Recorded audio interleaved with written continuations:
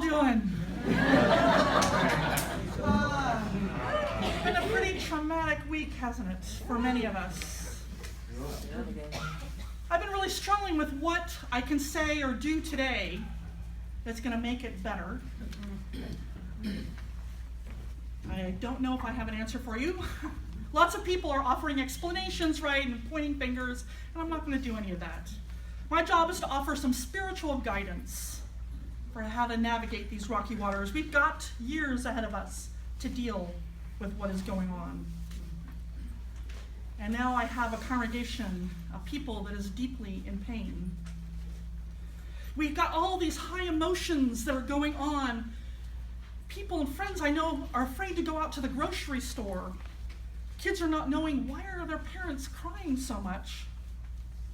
Hate crimes have seen a spike since the election, just a few days. And not just on one side, unfortunately. It's important to realize that all this emotion that is coming out there comes from a place of grief. It's a grief that's born from the loss of that hard work of the past that seems to be trampled on. For others, it's grief for a woman that was beloved by many and vilified by others. Some feel grief at what feels like the loss of their country, like, what happened to the country that I know? Some feel grief for those who are directly affected by the promises that our president-elect has made, promises of deportation, of marriages annulled, of removing women's right to choose, of banning an entire religion, Islam, from this country, from removing hope and distancing families. We grieve because we care. We care deeply for our country and its people. And where there is deep grief, there is always deep love. And that's really encouraging to me. Because when you care greatly, you're capable then of great things. And grief manifests itself in a lot of different ways, right? You all have probably seen a slide like this, right? The stages of grief. You've got denial, anger, depression, bargaining, then on to acceptance. Denial, we've seen protests around the country, not my president. We've seen anger. I've experienced anger, people lashing out, social media among with one another, blaming and pointing fingers. If only this had happened, if only that had happened. People, good people, lashing out at those that they care about. I know people have been unfriended on Facebook. Families are not speaking to one another. Yeah. I've seen depression, right? People just saying, I'm just going to stay in bed today. I don't want to turn on the news. I don't want to do anything. I want that desire to hide away, to not want to deal with anything. That's depression. Did y'all notice how quiet it was on Wednesday? I've even seen bargaining. One person asked, okay, if the Chicago Cubs gave Cleveland the World Series, can we take back the election?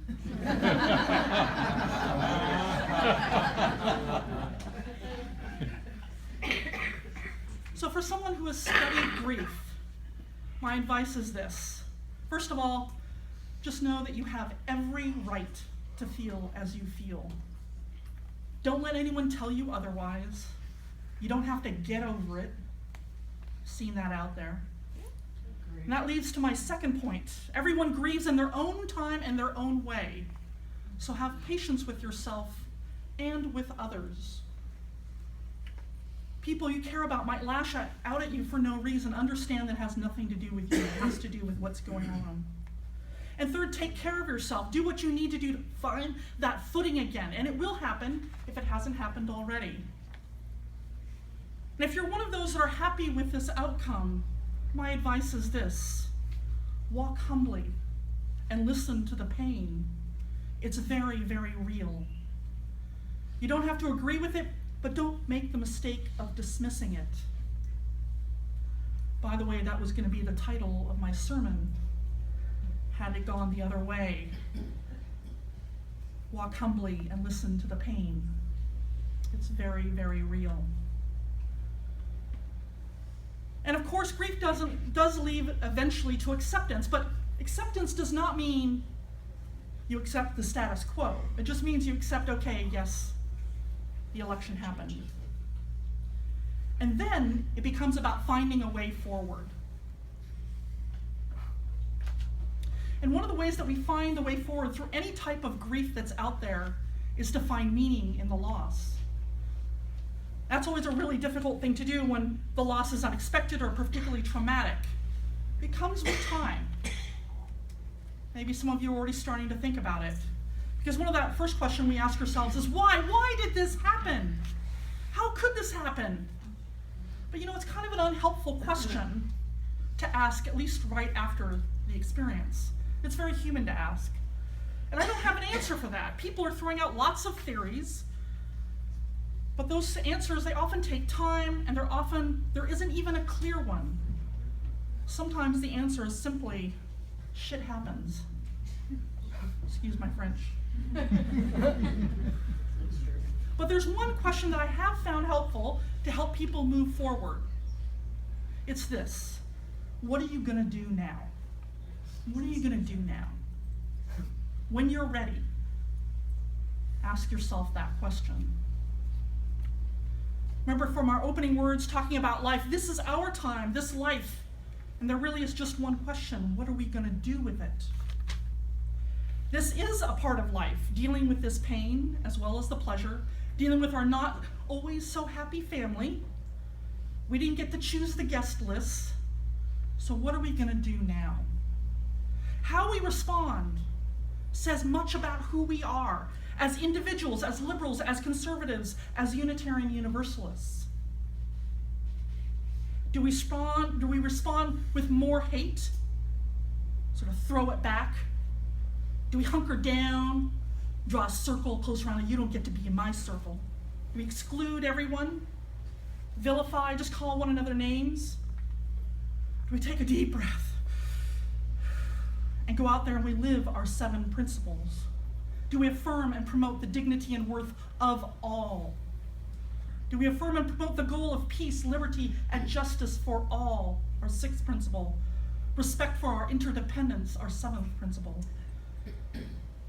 That's really my spiritual guidance for you today. Live into our mission. Our mission is to transform our lives and our communities by living our principles. Live into our faith more deeply than you have ever done before, because it's the only thing that has ever worked. It's how we got all the civil rights that we have today, and I'll be damned if we're going to give them up now. Now is the time of Unitarian Universalism. It's what we do. We show the world about how to live into the angels of our better nature. Did you think our job was over? Sorry. Well, here's 3 things that I thought of. If you want 3 things as you're thinking about what you can do. Be a mama bear. Protect those that need protecting. For most of us in this room, including myself, this new presidency, honestly, it's probably not going to affect me personally that much. I can't reproduce. I'm heterosexual. I have a white middle class, and I have a good job. It's not going away, hopefully. But I didn't vote for me, did I? I voted for those I love, for the values I care about. Whatever your political persuasion, your friends need to know that you stand with them, that you will not stand for racism, homophobia, misogyny, or any vulgarity, that you are not giving up, that you won't give up.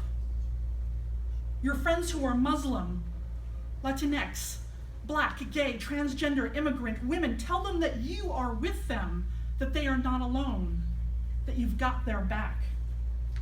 That's probably one of the most important things that you can do right now, because many people feel very much alone. They wonder about their neighbor. Are they against me? Did they vote? Can I go to the grocery store? Can my children be safe in school? So you can certainly verbally tell people, but there's another visible way. Some of you may know about this. It's been out there on the internet going around. You can wear a safety pin, right? These pins were started actually, well, some people think they started after Brexit as a way to show solidarity with immigrants and refugees who were being harassed in Britain after the Brexit vote. But it actually went back to the Dutch during World War II, when they would wear it under their lapel to show their allegiance in helping in solidarity with Jewish and those that are being harassed by the Nazis. And now there's a movement here in the US that this pin represents all of those who are living in fear, not just immigrants, but the LGBTQ community, women's rights, religious minorities, all people who feel threatened by our future president and his words and promises. Now, I'm not one who normally likes sort of silly little things like a safety pin. It seems sort of small. I don't normally go for that thing, but then it isn't about me. It's not about me and what I want. It's about being visible out there so that people know who we are, who I stand for, how I am responding to this. They know that I've got their back, that I'm not giving up. So Clover, one of our congregants here, brought a bowl of safety pins with a little bit explanation. I invite you to take one of these and to wear it proudly. But know this, when you wear it, you are making a statement. It means that you will stand up when you see harassment. That could be scary. Take it and wear it only if you are really willing to do that. Chances are it's not going to happen, but be aware, the people around you, everywhere. I've been wearing it the last couple days, nothing's happened. I'm fine. But wear it as a commitment that says, I will stand here. I will stand between people in danger because I have that power. I have that ability to do that. I will stand up. I'm not going to pass it around because I don't want to embarrass some people who might not want to take it. But I invite you afterwards to come up here and to take one. I think that there will be many people wearing safety pins today. Because if you're as angry as I am, sometimes that anger gives you courage to stand up when it's needed. The other thing that you can do is you can put your money sort of where your mouth is, living your principles. People have been a mama bear by donating to ACLU, to Planned Parenthood. Maybe there's another one that you want to donate to. Some are committing themselves to get more involved in local politics. Empower yourself. Don't be a victim of these circumstances, and know that you are not alone. And you might think that you're alone here in Orange County, like, oh my gosh, it's Orange County, conservative Orange County. But did you know that since 1936, we have voted red? For the first time since 1936, we voted blue. Blue. Yes. You are not alone. You're not even remotely alone. The second thing I think that we need to do is go high.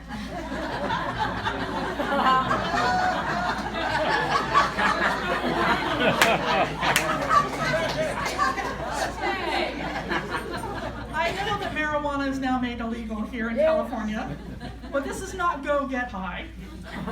I mean go high. Quote the woman I call Our Lady Obama, when they go low, we go high. Go high, people. Take the high road. The view is so much nicer. Don't give in to hatred. Don't vilify. Those friends you have on Facebook, the ones that post hateful speech, don't unfriend them. Model to them. Show them what it means to go high. Going high, it means preaching love. Of course, it means standing on the side of love. That's who we are. We stand on the side of love because you cannot have great grief without great love. We love this country despite its disappointments. So preach that love. Let's go back to our ideals as a country: life, liberty, and justice for all. Speak up with compassion when you hear something wrong. Don't keep silent. I know that love seems such a lofty goal right now when our hearts are filled with hurt and rage, but love is the only thing that will change the world. The only thing. It's the only thing that ever has. It's the only thing that ever has, and it's the only thing, the one thing. It's the one thing that humanity must learn if we are going to survive. Because what's the alternative? We kill one another? There was a famous Universalist named Clarence Skinner. I don't know under which circumstances he wrote this, but boy, it rang true today. He said, there are two alternatives, and only two before us. First, which is unlikely, is that we unscramble our modern interdependent culture, returning to separate and isolationist lives. Such a world would not demand greatness. The other alternative is to expand our spiritual powers that we vastly increase the range of our understanding and sympathy. There is no middle way. It is greatness or perish. And that greatness, it begins with us, with people right here in this room, with Unitarian Universalists across the country, all those who want to fight for justice. Take that anger, that rage, and fuel it into a fierce love that protects, and go high. Going high also means no more boxes. No more living in our nice, neat little boxes anymore. No more hanging out with people who are just like-minded, like me. Okay, maybe sometimes. But if we want to change minds and hearts, it isn't going to happen if we wall ourselves off from one another, any more than if our president-elect tries to build a wall to keep out Mexicans. It just makes matters worse. And November 19th, that's next Saturday, right? We're involved with Hearts and Hands. And here you have an opportunity to find common ground with people of faith who voted very differently from most in this room. People who also want to end homelessness, who want to help refugees. I encourage you, go talk to them. Listen, stand your ground, but go high. The third thing I think that we need to do going forward is we need to learn from this loss. Because you know that pain that you're feeling right now, that loss, that sense of being angry at your country, of being alienated, of feeling like the system failed you. Many people who voted for a president-elect felt that exact same way. Angry, disaffected, and in despair. And in some ways, I can't blame many of them. Our country is struggling with corporate greed. It seems that only the 1% are getting ahead. If our president-elect does anything, I hope he does shake up the establishment. I hope he does take down lobbyists and put in term limits. I hope we have real election reform. I hope that he doesn't just defy the Democrats, but also the Republicans, the entire establishment. It's needed and it is time. We religious liberals are focused on the loss of civil rights, and we should be, but this election was not just about racism. It was about despair. About a month ago, it's the middle of October, I was preaching on that famous Unitarian Universalist saying, we need not think alike to love alike. I pointed out that all the name calling that was going on around the election, that wasn't helping, it was creating more division, that we needed to listen to the pain that was in the hearts of many in this country. Afterwards, a woman came up to me. She was a visitor. She was here visiting family. And she told me, she said, you know, your sermon really humbled me. And I take it to heart. I know that I'm probably not voting like most in your congregation, but I agree that we need to stop saying such horrible things to one another. And then she looked at me with this terrible pain in her eyes, and she said, you know, my own mother has called me a racist. Me, her daughter. How could she do that? For many of us, it seems beyond our comprehension that anyone would vote for someone who says such horrific, racist things, who brags about assaulting women, who wants to repeal marriage laws and a woman's right to choose.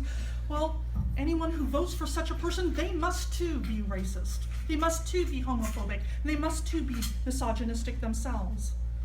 But as a little reductionist, so stop. What's that sound? Everybody look what's going down. Now I know that racism, homophobia, and misogyny played a part in this election. It certainly came from the mouth of our president-elect. But racism, sexism, and homophobia are not causes of the anger that many felt. They're symptoms of something much greater. They're symptoms of despair and anger toward a government and a culture that feels elitist, condescending, and unfeeling. And Trump gave that anger a voice. There's a reason why that area that really elected Trump. It's called the Rust Belt. It's a place where whole cities and neighborhoods have been crumbling and decaying, where drugs and despair are the bread and butter. And yes, many of them are looking for someone to blame. Trump gave that a voice that was ugly and horrifying. But deep down, it is also a voice of great pain. We must address that pain. We cannot dismiss it and tell people, oh, just get over it. That pain is real. It's as real as our grief. I truly hope our president-elect can help people in these areas, that they can get jobs. But there's no going back. He says again, but there is no again to make America great. The manufacturing jobs are gone. He helped take them out of the country. We're going to have to get creative. So this is my spiritual guidance for you. Protect those who need protecting. Go high and preach love, and let's grow spiritually as a people from this setback. And I have one more piece of spiritual guidance for you. As I said, we've been given a mandate for our new president-elect to make America great again. As I said, I'm down with that. I'm down with making America the America that is called out to be, but let's be clear, I'm for the America that Langston Hughes preaches about, and he doesn't leave anyone out. If we're going to make America great again, it has to be for all Americans, Black, Latinx, transgender, gay, straight, white, college-educated, not college-educated, Rust Belt, the land, the mines, the plants, the rivers, the mountains, and the endless plain, for all the stretch of this great green states, for all. Let's make America, America again. And this is not an easy task. But for Unitarian Universalists, it's what we've always done. It's what we've always worked for. We who pride ourselves on our compassion are going to have to draw that circle even wider. It's going to be really difficult, but we live in difficult times. But from the first days, that has been the case, that we have tackled difficult times. First, it was religious freedom here in the United States. Then it was the abolitionists. Then it was the suffrage movement. Then it was civil rights. Then it was gay rights. Then it was marriage equality. We have been making America great, and we will continue to do so. It's who we are. And it seems like many think that with Pandora's box has been opened, right? We've got this new plague that's out there. It's been loosed upon the world. But remember, what we have is hope. We have one another. We have love. And all these, hope, community, and love, are the most powerful agents for change and healing that the world has ever known. This is just one setback, one step backwards, but we keep moving forward, step by step. Amen.